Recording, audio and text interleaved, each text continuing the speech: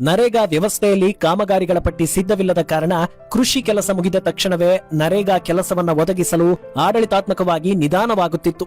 ಹಣಕಾಸಿನ ಬಿಡುಗಡೆ ಮತ್ತು ಅನುಮೋದನೆಯ ಪ್ರಕ್ರಿಯೆ ನಿಧಾನವಾಗಿದ್ದರಿಂದ ಕೃಷಿ ಇಲ್ಲದ ಬರಗಾಲದ ಅವಧಿಯಲ್ಲಿ ಕಾರ್ಮಿಕರು ಕೆಲಸಕ್ಕಾಗಿ ಅರ್ಜಿ ಹಾಕಿದರೂ ತಕ್ಷಣಕ್ಕೆ ಕೆಲಸ ಸಿಗದೆ ಆದಾಯವಿಲ್ಲದೆ ಕೂರುವಂತಾಗುತ್ತಿತ್ತು.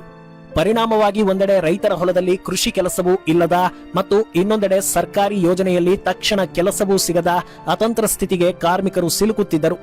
ಆದರೆ ವಿಬಿಜಿರಾಮ್ಜಿ ಕಾಯ್ದೆ ಇವುಗಳನ್ನ ಸರಿದೂಗಿಸಿ ಕಾರ್ಮಿಕರ ಸುರಕ್ಷತೆ, ಭದ್ರತೆ, ಆರ್ಥಿಕತೆಗೆ ಬಲ ತುಂಬಿದೆ. ಕಾರ್ಮಿಕರಲ್ಲಿ ತುಂಬಿರುವ ಕೆಲವು ವದಂತಿಗಳಿಗೆ ಉತ್ತರ ಇಲ್ಲಿದೆ ನೋಡಿ. ನರೇಗಾ ಯೋಜನೆಯನ್ನ ಸರ್ಕಾರ ನಿಲ್ಲಿಸುತ್ತಿದೆ ಎಂಬ ವದಂತಿ ಹಬ್ಬಿಸಲಾಗಿದೆ. ಆದರೆ ಇದು ಯೋಜನೆಯ ಅಂತ್ಯವಲ್ಲ. 125 ದಿನಗಳ ಕೆಲಸದ ಗ್ಯಾರಂಟಿಯೊಂದಿಗೆ ಇದು ಹೊಸ ಯುಗದ ಆರಂಭವಾಗಿದೆ. ಈ ಹೊಸ ಕಾಯ್ದೆಯಲ್ಲಿ ಎಷ್ಟು ದಿನಗಳ ಕೆಲಸ ಸಿಗಲಿದೆ ಗೊತ್ತಾ? ಹಳೆಯ 100 ದಿನಗಳ ಮಿತಿಯನ್ನ ಹೆಚ್ಚಿಸಿ ಈಗ 125 ದಿನಗಳ ಉದ್ಯೋಗ ಖಾತ್ರಿಯನ್ನ ನೀಡಲಾಗಿದೆ. ಹೊಸ ಹೆಸರಿನಲ್ಲಿ ಹಳೆಯ ಭ್ರಷ್ಟಾಚಾರವೇ ಮುಂದುವರಿಯುತ್ತದೆ ಎಂಬ ಗೊಂದಲ ಮೂಡಿಸಲಾಗಿದೆ. ಆದರೆ ಎಐ ಆಧಾರಿತ ವಂಚನೆ ಪತ್ತೆ ಮತ್ತು ಜಿಪಿಎಸ್ ನಿಗಾ ವ್ಯವಸ್ಥೆಯಿಂದ ಭ್ರಷ್ಟಾಚಾರಕ್ಕೆ ಬ್ರೇಕ್ ಬೀಳಲಿದೆ. ಲೆಕ್ಕಪತ್ರಗಳಲ್ಲಿ ಪಾರದರ್ಶಕತೆಯನ್ನ ಹೇಗೆ ಕಾಯ್ದುಕೊಳ್ಳಲಾಗುತ್ತೆ ಗೊತ್ತಾ? ವಾರಕ್ಕೊಮ್ಮೆ ಸಾರ್ವಜನಿಕ ಪ್ರಕಟಣೆ ಮತ್ತು ವರ್ಷಕ್ಕೆ 2 ಬಾರಿ ಕಡ್ಡಾಯ ಆಡಿಟ್ ನಡೆಸುವ ಮೂಲಕ ಪಾರದರ್ಶಕತೆಯನ್ನ ತರಲಾಗಿದೆ. ಕೆಲಸ ಸಿಗದಿದ್ದಲ್ಲಿ ಅಥವಾ ವಿಪತ್ತಿನ ಸಮಯದಲ್ಲಿ ನಿರುದ್ಯೋಗ ಭತ್ಯೆ ಪಡೆಯುವ ಹಕ್ಕು ಕಾರ್ಮಿಕರಿಗೆ ಕಡ್ಡಾಯವಾಗಿ ಮುಂದುವರಿಯುತ್ತದೆ.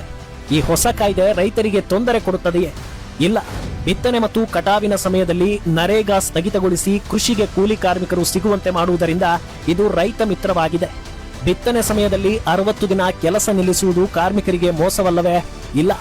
ಈ ಸಮಯದಲ್ಲಿ ಕೃಷಿಯಲ್ಲಿ ನರೇಗಾಗಿಂತ ಹೆಚ್ಚು ಕೂಲಿ ಸಿಗುವುದರಿಂದ ಇದು ಕಾರ್ಮಿಕರಿಗೂ ಲಾಭದಾಯಕ. ಕೇಂದ್ರ ಸರ್ಕಾರ ಅನುದಾನ ನೀಡದೆ ರಾಜ್ಯಗಳ ಮೇಲೆ ಹೊರೆ ಹಾಕ್ತಾ ಇದೆಯೇ? ಇಲ್ಲ.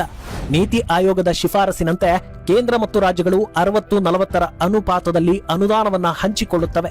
ಈ ಯೋಜನೆಯಲ್ಲಿ ಯಾವ ಕೆಲಸಗಳಿಗೆ ಮೊದಲ ಆದ್ಯತೆ ನೀಡಲಾಗಿದೆ? ಮಿಷನ್ ಅಮೃತ್ ಸರೋವರದ ಅಡಿಯಲ್ಲಿ ಜಲ ಮೂಲಗಳ ರಕ್ಷಣೆಗೆ ಮತ್ತು ಹಳ್ಳಿಗೆ ಶಾಶ್ವತ ಆಸ್ತಿ ಸೃಷ್ಟಿಸುವ ಕೆಲಸಗಳಿಗೆ ಆದ್ಯತೆ ಇದೆ.